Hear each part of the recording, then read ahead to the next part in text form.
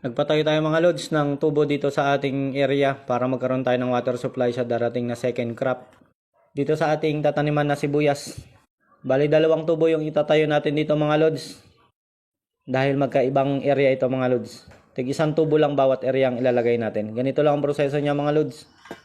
Pupukpukin lang natin siya ng mabigat na bagay na yan hanggang sa mabaon na siya. Pagandaan sa area natin mga lods ay 1 tubo lang o nasa 20 feet lang po yan mga lods. Ay okay na, meron ng tubig tayong makukuha. Nagtulong-tulungan lang yung tropa dito mga lods. Bali pinakyaw na nila ang trabaho dito sa ating pinapagawa. Malaking tulong mga lods kapag meron tayong water supply dito sa ating taniman ng sibuyas sa darating na second crop. Kapag baka tayo ay natuyuan.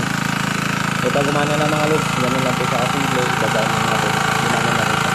Salamat mga lods, maraming salamat.